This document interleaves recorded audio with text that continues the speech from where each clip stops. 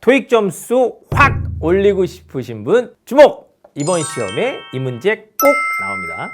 안녕하세요. 토익 시험 문제를 예측해주는 토봇 구원입니다. 자, 지난번에 제가 품사자리, 정동사, 준동사 파트에서 나올 차례가 된 문제를 예측을 했었는데요. 일단 품사자리에서는 while이 답이었던 접속사자리 문제하고 명사, 형용사, 부사자리 문제 각각 최소 한 문제 이상 적중이 되었어요. 정동사 중에서는 태 문제가 바로 나왔습니다. 103번으로 나왔어요. 준동사에서는 가장 많이 나왔던 전치수식 분사가 또 나왔는데 역시 가장 많이 나왔던 것을 학습하는 것도 나올 차례가 된 것을 학습하는 것 이상 꼭 필요한 학습이라는 것이 증명이 되었습니다. 만점 토봇 적중 성공 삐빅.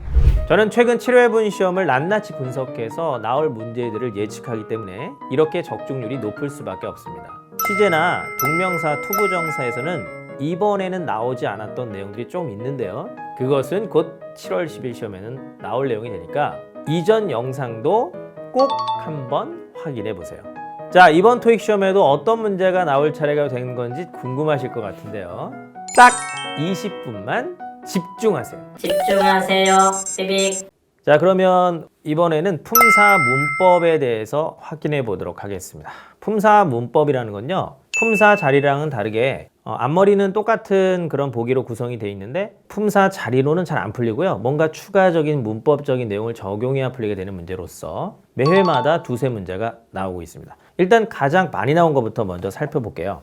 1번부터 확인해 보면 You love the taste. taste가 명사고요. 또 taster도 명사입니다. 그래서 이것은 맛을 답으로 할 거냐 아니면 맛을 보는 사람을 답으로 할 거냐, 사람과 사물을 구분해서 푸는 문제고요. 뒤쪽에 단서가 보통 나와요. of 땡땡's organic salad sauce라고 얘기했네요. 샐러드 소스의 맛을 좋아하게 될 거야 아니면 맛을 보는 사람을 좋아하게 될 거야. 답이 뭘까요? 당연히 맛을 좋아해야 되겠죠. 맛보는 사람을 갑자기 사귀는 것도 아닌데 좋아할 이유가 없는 거예요. 그래서 이렇게 사람, 사물을 구분하는 문제가 가장 많이 나왔습니다. 자, 두 번째로 이렇게 quicker 것을 우리는 비교급 표현이라고 불러요. ER이 붙었어요. 그럼 비교급 앞에 수식해 줄 수 있는 부사가 있는데 그게 바로 significantly가 답이 되는 문제였고요. 비교급, 최상급 앞에 어울리는 그런 부사들을 좀 기억을 해주시면 좋을 것 같고, 또 원급 앞에 수식해 주는 부사가 있는데 이 상당히라는 계열의 단어하고 much라는 단어들은 비교급을 좋아한다. 그렇게 기억을 해주시면 좋을 것 같습니다. 자, 그 다음에 원급 쓸 거야, 최상급 쓸 거야, 이런 비교급, 최상급을 구분하는 문제도 나왔고요. 보통 최상급 앞에는 명사를 수식해 줄 때는 앞에다 더라는 말을 붙이게 돼 있어요. The weakest. 그러니까 더가 없다 보니까 이것은 그냥 순수한 형용사가 답이 되는 문제가 나왔습니다. 자, 그 다음에 요 어라는 단어가 보이시죠? 요 바로 전 시험에서도 나왔는데 어는 하나라는 숫자의 개념이에요. 두 개, 세 개 이런 숫자가 왔을 때 숫자 앞에 오는 부사가 있습니다. 이런 걸 숫자 수식 부사라고 하고요. 가장 많이 출제가 됐고 다시 나올 수 있는 겁니다. 숫자 수식 부사는 up to만 있는 게 아니고 뭐 approximately라던가 혹은 뭐 more than, over 이런 것들이 잘 나오고 있다는 거 정도 기억을 해주시면 좋고요.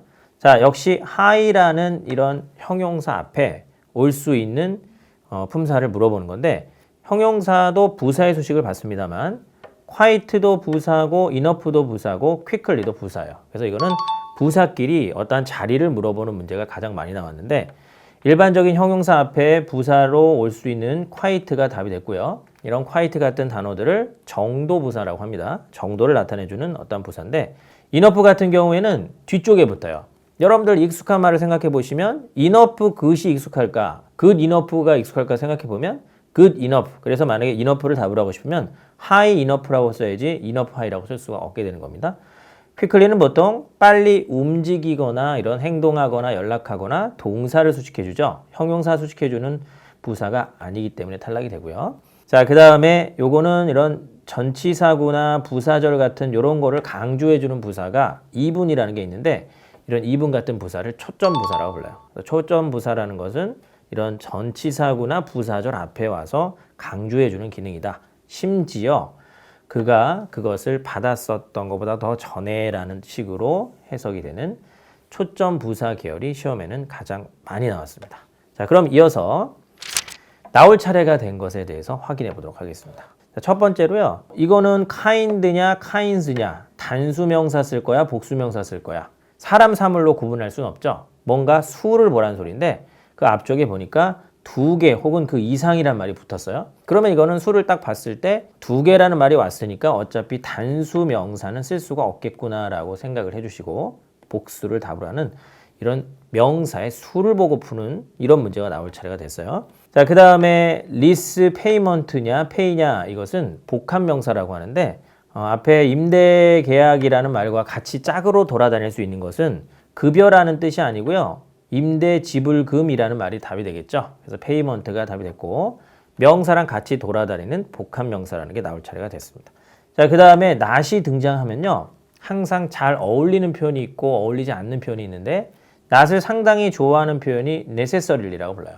이거는 꼭 그런 것만은 아니다. 안 그런 경우도 있다라는 표현으로 not이 등장했을 때 답이 잘 되는 necessarily, entirely, always 이런 세 단어 정도 기억을 해주시면 이번 시험에 적중될 가능성이 상당히 높아요. 마지막으로 특정 시제를 좋아하는 부사라는 게 있습니다. 조동사와 동사 원형 사이에는 부사가 오는데 이게 만약에 품사 자리 문제였으면 여기서 부사만 딱 하나만 있어서 그냥 끝나지만 shortly도 부사고 previously도 부사죠. 이 두 개는 이런 시제를 보고 풀어야 되는 부사 문제가 되고요. 둘 중에 뭐가 미래 시제랑 어울리냐면 shortly가 미래 시제랑 어울리게 됩니다. soon이나 shortly는 미래 시제, previously나 recently 이런 것은 지나간 느낌, 과거나 현재 완료 쪽으로 가게 된다는 거 기억을 해주시면 이거는 이번 시험에 나올 차례가 됐다라고 판단이 되는 거죠. 토익 만점. 자, 이어서 대명사 출제 경향 및 가장 많이 나온 거 앞으로 뭐가 나올지도 얘기해 볼게요. 일단 대명사는요. 시험에서 똑같이 2개에서 3개 정도가 나오고 있고요. 한두 개는 인칭, 제귀, 소유 대명사라고 하는 영역이에요. he 쓸 거야, his 쓸 거야, him 쓸 거야, himself 쓸 거냐, hers, mine 이런 걸 쓸 거냐. 그럼 이제 다른 계열이요. 지시 부정 대명사라고 해서 역시 한두 문제가 나오고요. some 쓸 거야, either 쓸 거야, one 쓸 거야 이런 계열의 문제들이죠. 일단 가장 많이 나온 건 여러분들도 시험을 한두 번만 보셨으면 바로 아실 것 같은데 명사, 이거 마감일이라는 명사인데요. 명사 앞에 소유격이 답이 되는 문제가 가장 많이 나왔고요. 이번 시험에도 또 나왔습니다. 소유격 문제. 너무나 쉬워서 왜 이렇게 소유격을 좋아하는지 궁금할 정도로 많이 나오고 있어요. 자, 그러다 보니까 이제 다음으로 많이 나왔던 격이 바로 뭐냐면 주격이 답이 되는 문제가 그 다음 순서대로 나왔습니다. 동사 앞에 쓸 수 있는 주어 자리고요. there's는 소유 대명사라고 하는데 이거는 단수 취급을 해요, 보통. 그래서 comprise라는 동사 뒤에 s가 있어야 되겠죠. 그러니까 그런 게 없다 보니까 벌써 문법으로 탈락시킬 수 있고 주어 자리니까 대의가 답이 되는 문제가 나왔습니다. 자, 그 다음에 이제 지시 부정 대명사에서는요, 이렇게 사람 사물 구분하는 문제가 이번 시험에도 나왔어요. 그래서 다음 시험에도 또 나올 가능성이 높은 건데, everyone은 사람이죠? everything은 사물이고요. 그럼 이런 걸 구분할 수 있는 요소가 좀 더 뒤에 가면 있거든요. 이 같은 경우에는 네가 제출했었던 이라는 말이 단서가 됩니다. 네가 제출했었던 것은 사람일까요? 사물일까요? 제출을 했던 거니까 사물을 나타내는 표현, 그래서 everything이 답이 되는 거고요. 그런 게 고려가 될 것이다. 이런 식으로 해석이 되는 거였어요. 사람, 사물을 구분하는 문제가 많이 나왔고요. 그 다음에 자, 요거는 attendis라는 말 앞에 올 수 있는 표현을 물어보는 건데 토익 시험을 한 20번 정도 보면은 자주 나오는 표현 중에 뭐뭐하는 사람들이라는 표현이 있어요. 근데 those라는 것은 those who 이렇게 써도 뭐뭐하는 사람들이 되고요. those 명사 이런 식으로 써도 뒤에 뭐뭐 하는 그러한 참석자들 이런 식으로 명사 앞에도 올 수가 있습니다. 여기까지가 가장 많이 나왔던 내용이에요. 정리해보면 주로 사람, 사물 구분하는 이런 문제나 소유격 이런 게 많이 나왔구나 생각하시면 되겠습니다. 자, 이어서 나올 차례가 된 건요. 이제 좀 다양하게 제가 다 집어넣어 봤어요. 왜냐면 소유격 말고 나머지들은 이제 뭐 상당히 나올 차례는 됐는데 지금 대기 중이거든요. 첫 번째로 그냥 대명사 쓸 거냐 아니면 제기대명사 쓸 거냐 이런 문제가 나올 차례가 됐는데 이거는 명령문이기 때문에 앞에 you가 생략돼 있는 거예요. 네가 스스로 뭔가를 가져가라 라는 표현, 그러니까 yourself가 답이 되는 거고요. 그 다음에 이렇게 주어하고 동사 사이에 빈칸이 있을 때 이 자리가 부사 자리거든요. 그래서 제기대명사가 바로 여기에 올 수가 있게 되는 겁니다. 자, 그 다음에 요거는 is가 단서죠. 그래서 they is라고 할 수는 없겠죠. they는 a니까. 그럼 there's가 답이 되는 이런 문제. 그 다음에 요거 역시 every냐 everyone이냐 이것은 사람 사물까지는 구분 안 해도요. 품사만 알아도 풀 수가 있어요. 지금 보니까 사무실에서 일하는 요 말은 일한다라는 말 자체가 이게 앞에 있는 명사를 수식을 해주는 거거든요. 뒤에서. 근데 에브리는 형용사밖에 안 돼요. 그래서 이거는 품사 자리만 알아도 사실은 풀 수가 있게 되는 문제가 되는 겁니다. 품사 자리를 확인하면 풀 수 있는 문제가 나올 차례가 됐습니다. 자, 그 다음에 several, either, something, 뭐지 뭘래 그랬는데 이거 같은 경우에는 이제 품사 자리로 확인하는 게 아니고요. 수를 봐주면 되는 문제예요. 여기 were 보이죠? were는 복수입니다. 근데 either는 단수 취급하거든요. 띵이 붙은 단어도 단수고요. 그러면 several밖에 답으로 할 수 있는 게 없겠죠.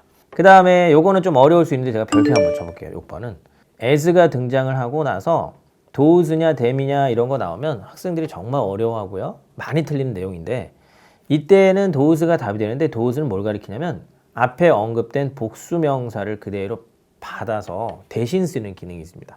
them은 그러한 기능이 없어요. 그래서 does가 답이 되고 앞에 만약에 단수가 왔다 그러면 여기는 단수 명사로 받게 되는 거죠.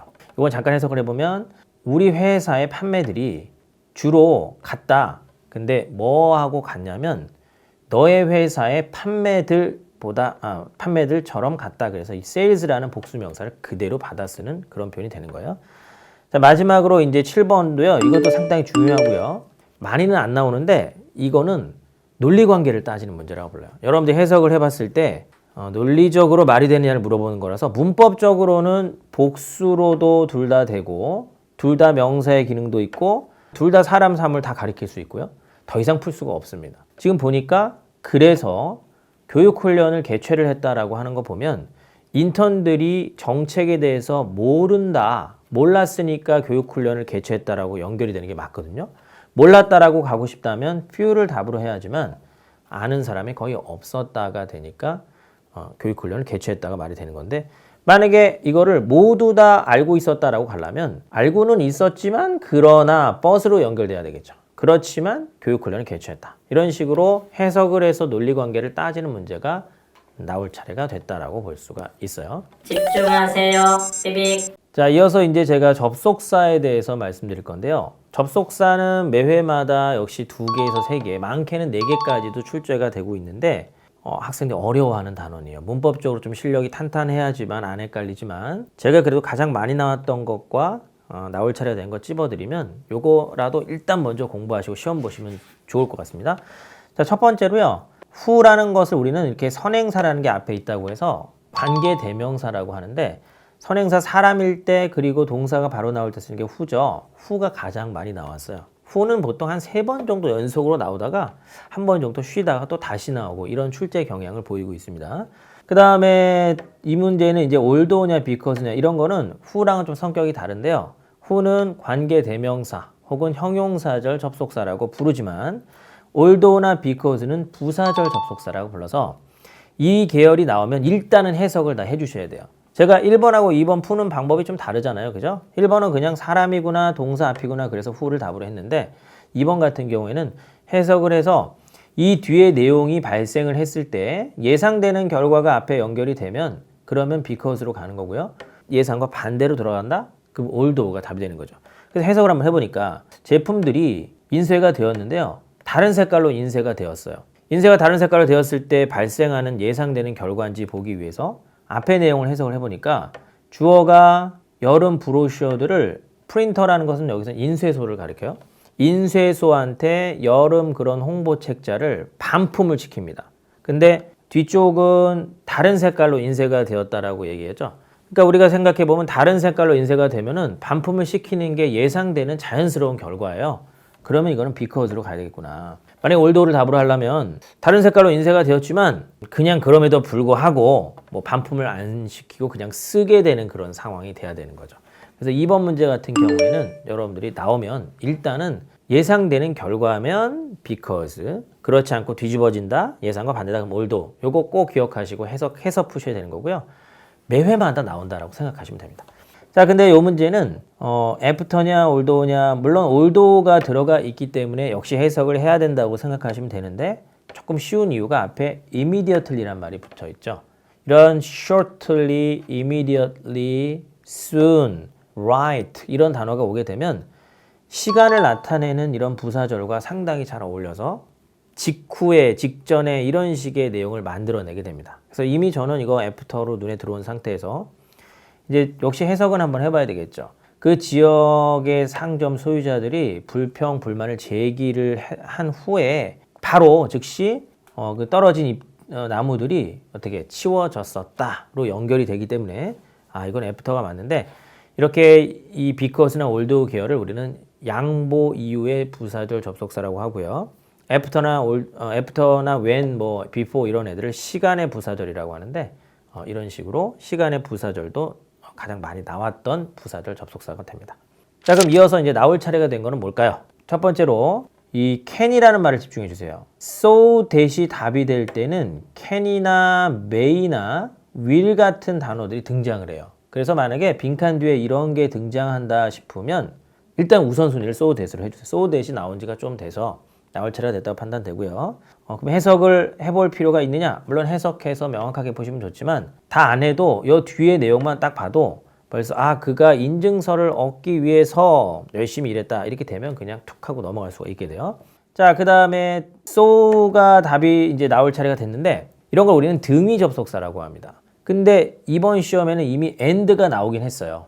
and 한번 나왔으니까 so나 but 같은 게 나올 차례가 됐고 또 so는 so that과 같은 뜻도 있습니다. 그래서 여기서 so는 뒤에 can이 있는 거 보니까 그냥 so that을 줄여서 so라고 쓴 것으로 보이고요.